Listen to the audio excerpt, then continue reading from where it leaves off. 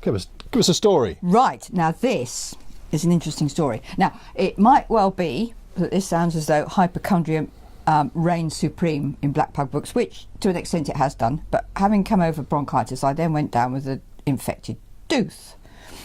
Moving rapidly on, the only sort of way to get around the sort of discomfort of having had it out was obviously, apart from copious painkillers, was reading matter. And I came across, which is put on one side quite by chance, one of Alan Bennett's books, Keeping On, Keeping On, which resonated with me at the moment for keeping on and whatnot. Anyway, it's basically the first sort of 2/3 of it is his diaries. So it was ideal because I could dip in and out a day or a year at a time and all that kind of thing. And I really, really enjoyed it. And given that I was in pain, to enjoy in those circumstances was a real sort of, real token of how good it was. But he did also mention things about loving collection of daft remarks. And this sort of went on, and he made some mention to someone that I used to know when I worked in television. And I was so pleased with this, and it was a sort of quiet afternoon. I thought, do you know what? I'm going to write to him. Because so many times... To Alan Bennett? Yeah.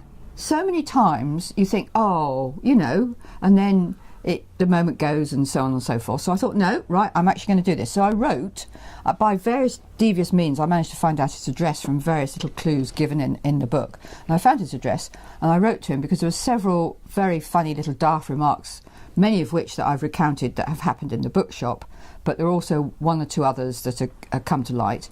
And also a guy that he'd given a eulogy at his funeral, a guy called Russell Harty, I'd worked with previously. Russell Harty? The Russell Harty, yeah. Oh, wow. And I knew him, as I said to Alan Bennett, I knew him when he was a mere researcher. But mere was never a word that you thought of in context with Russell, which again I said, as I'm sure you'd agree.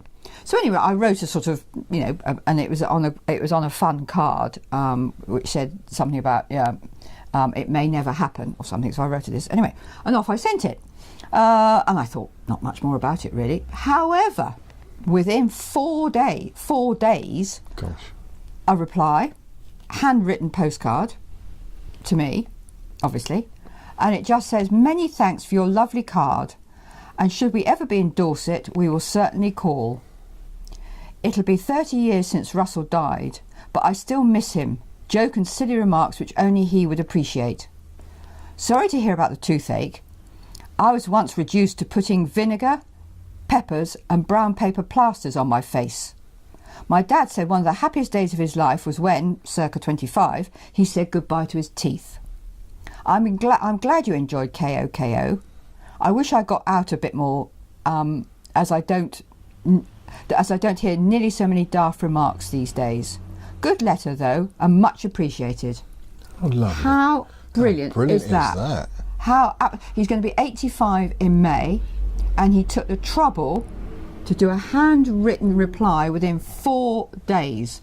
Now, so many people, I've written to other people before, you don't hear a word, nothing comes back. That's or fabulous. If you do, you just get isn't it?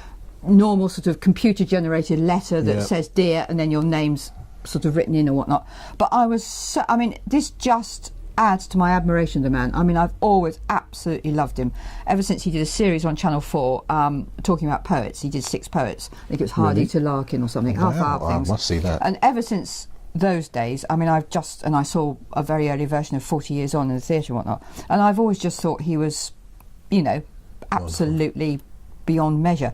But for this, simply reinforces the fact that, it sort of leaves me speechless, really. It does, doesn't it? Yeah. Can you have a shout out for the lady behind the camera for her arms give up? Oh, yes, indeed. Sorry, yes. Oh, sorry, yes. I'm sorry. I got really... Shout out for Lady Penelope. Yeah, absolutely. Sorry, lady. I just got really carried away with And it.